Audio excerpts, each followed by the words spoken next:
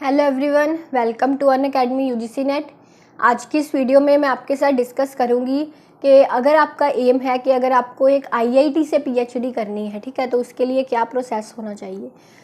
देखो, अगर आपका जो यूजीसी नेट क्लियर है एंड अगर सिर्फ आपका जेआरएफ क्लियर है तो भी आप किस तरह से आईआईटी को अप्रोच कर सकते हैं उसमें पीएचडी करने के लिए। तो ये सारी बातें आज की इस वीडियो में डिस्कस करेंगे, ठीक है। सो स्टार्ट करते हैं। सबसे पहले जो स्टूडेंट्स का ओनली नेट क्लियर है, ठीक है, वैसे जिन स्टूडेंट्स का नेट भी नहीं क्लियर उनके लिए आईआईटी में एडमिशन लेना मुझे लगता है पॉसिबल नहीं है, बिकॉज आईआईटीज़ वाले मिनिमम आपका नेट तो मांगते ही हैं, ठीक है। सो अगर आपका यूजीसी नेट क्लियर है, जेआरएफ आपका नहीं क्लियर, तो जैसे ही किसी आईआईटी की पीएचडी एडमिशन की नोटिफिकेशन आती है तो आप वहाँ पे अप्लाई करेंगे।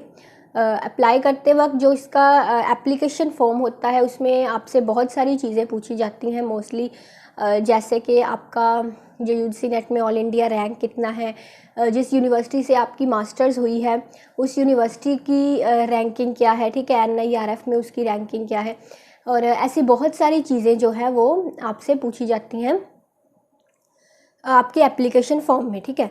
सो ये मैं आपको बता दूं कि अगर अगर आप मतलब अब मास्टर्स में किसी कॉलेज में आपने एडमिशन नहीं लिया, आपने जस्ट अभी बैचलर्स ही की है और आप आगे चाहते हैं कि मुझे आईआईटी से पीएचडी करनी है, तो किसी अच्छे यूनिवर्सिटी से पीएचडी कीजिए जिसकी एनआईआरएफ में रैंकिंग अच्छी हो, बिकॉज आईआईटी वाले आपकी ये चीज़ भी देखते हैं कि आपकी मास्टर्स की पीएचडी कहाँ से है, ठीक है।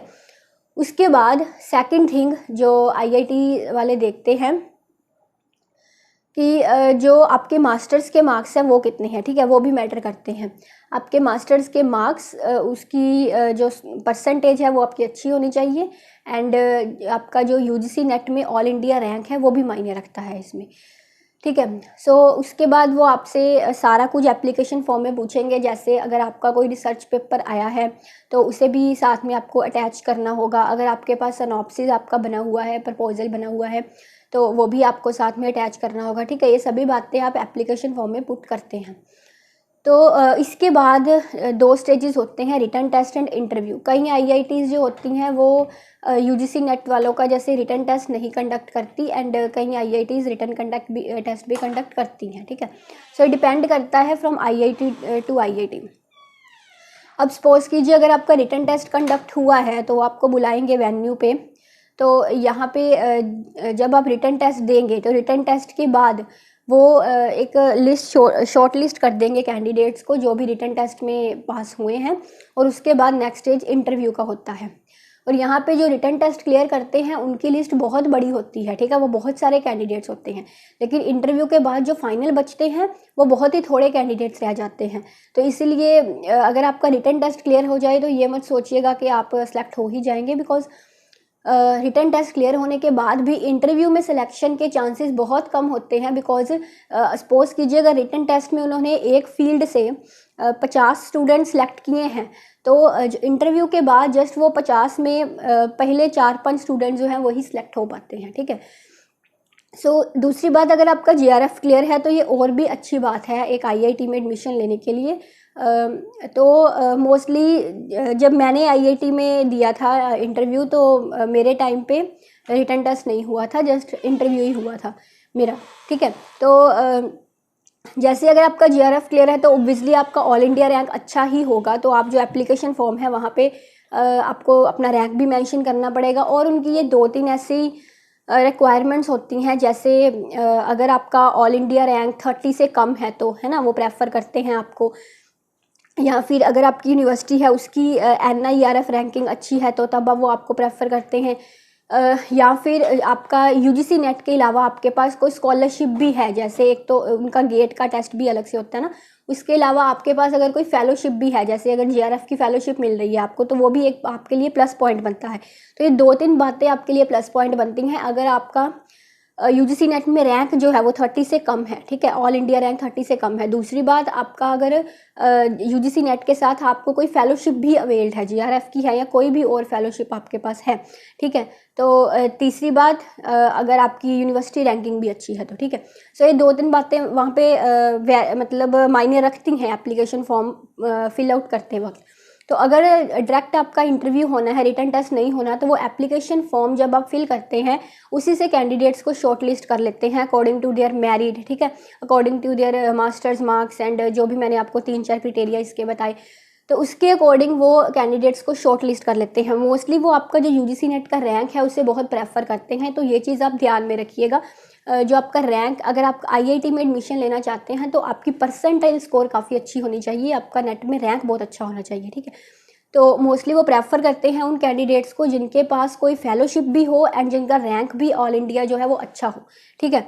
तो जो, क्योंकि स्टूडेंट्स तो आईआईटी में एप्लीकेशन फॉर्म बहुत सारे भरेंगे, जिनका ऑल इंडिया रैंक 30 से ज़्यादा है वो भी एप्लीकेशन फॉर्म भरेंगे, है ना। जिनके पास फेलोशिप नहीं है, ओनली यूजीसी नेट है, वो भी एप्लीकेशन फॉर्म भरेंगे। लेकिन शॉर्ट लिस्ट कैंडिडेट वो सिर्फ वही करते हैं जो उन्हें अपने क्रिटेरिया के अकॉर्डिंग ठीक लगते हैं, ठीक है। सो जब उन्होंने एक शॉर्ट लिस्टिंग लिस्ट तैयार कर ली, उसके बाद जैसे उन्होंने इंटरव्यू कंडक्ट किया, तो इंटरव्यू में अब वो क्या क्या चीज़ें मायने रखती हैं आपके लिए। सबसे पहले तो इंटरव्यू देने से पहले अपना रिसर्च एरिया बहुत अच्छे से सोच लीजिए, ठीक है। अगर आपने अपना रिसर्च एरिया नहीं अभी तक बनाया, प्रपोजल आपने नहीं प्रिपेयर किया है ना, रिसर्च एरिया नहीं अभी तक चूज़ किया, तो that is a mandatory thing before appearing to interview. Interview से अपेयर करने से पहले अपना रिसर्च एरिया अच्छे से सोच लीजिए। और जो भी आपको आईआईटी के सब्जेक्ट्स होते हैं उसमें आपको मेंशन होता है कि आप कौन कौन से टॉपिक्स पे रिसर्च कर सकते हैं। जैसे अगर इकोनॉमिक्स की बात करूं तो जो आईआईटीज़ होती हैं उनमें ऐसे सब्जेक्ट्स मेंशन होते हैं, urban economics, special economics, labour economics, तो उनमें उन आपको उन सब्जेक्ट्स में ही पर्टिकुलर कुछ चूज़ करना पड़ता है। तो मेरा ये थोड़ा सा एक मतलब अनलक रहा था कि जो मेरा सब्जेक्ट था, मेरा रिसर्च एरिया था, वो आईआईटीज़ के जो मेंशन सब्जेक्ट थे उनमें से नहीं था, ठीक है। तो मेरा एरिया थोड़ा अलग था, उनमें से नहीं था, तो इसलिए मैं वहाँ कंटिन्यू नहीं कर पाई। तो जो वहाँ पे आपको मेंशन्ड होते हैं सब्जेक्ट्स, जैसे मोस्टली जो आईआईटीज़ होती हैं ना, वहाँ पे आपको फाइनेंशियल इकोनॉमिक्स या मॉनिटरी इकोनॉमिक्स ज़रूर दिखेगी, इकोनॉमिक्स से अगर आप बिलोंग करते हैं। तो अगर आपका रिसर्च एरिया मॉनिटरी या फाइनेंशियल इकोनॉमिक्स से बिलोंग करता है तो ये आपके लिए एक प्लस पॉइंट है, बिकॉज आईआईटीज़ जो होती हैं वो monetary economics and financial economics इस सब्जेक्ट को थोड़ा सा इंपॉर्टेंस देती हैं, नो डाउट, ठीक है।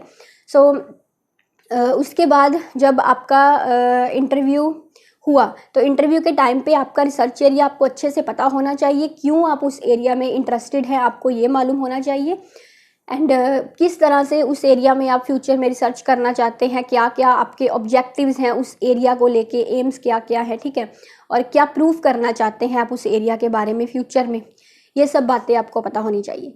उसके बाद जब भी वो आपको अपना मोस्टली सबसे पहले रिसर्च एरिया ही पूछते हैं, तो जब वो आपको आपका रिसर्च एरिया पूछेंगे तो आपको जैसे एक्सप्लेन करना है कि ये मेरा रिसर्च एरिया है, और आपका रिसर्च एरिया उन्हीं एरियाज़ में से होना चाहिए जो एरिया आईआईटीज़ के द्वारा मेंशन किए गए थे, ठीक है। उनसे अलग एरिया आपका अगर होगा तो मोस्ट प्रोबेबली आपके चांसेस नहीं हैं। तो वैसे ये चीज़ तो आपको पहले ही पता लग जाती है ना, जब आप एप्लीकेशन फॉर्म फिल करते हैं तो आप देख लेते हैं कि आपके सब्जेक्ट के कौन कौन से एरियाज़ उन्होंने मेंशन किए हैं।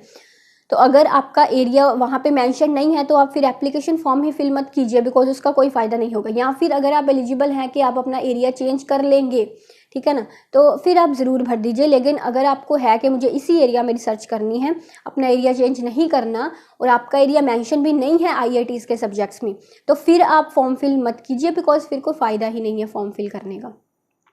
अगर आप चेंज कर सकते हैं अपना रिसर्च एरिया तो फिर फिल कर लीजिए।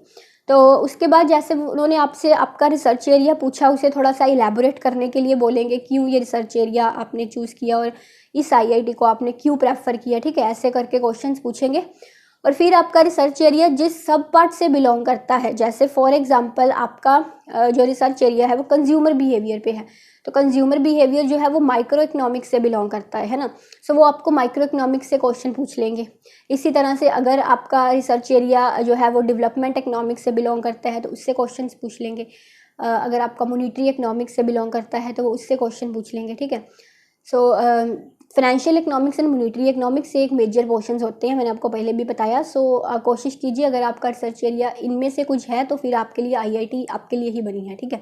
सो जब भी वो रिसर्च एरिया से आपको क्वेश्चंस आपके पुट करते हैं तो मतलब 3-4 क्वेश्चंस वो आपके जो रिसर्च एरिया जिस सब पार्ट से बिलोंग करता है ना आपके सब्जेक्ट की, जैसे ब्रांचेस होती हैं, तो जिस ब्रांच से बिलोंग करता है आपका रिसर्च एरिया, उस ब्रांच से आपको वो क्वेश्चंस पुट करते हैं, ठीक है।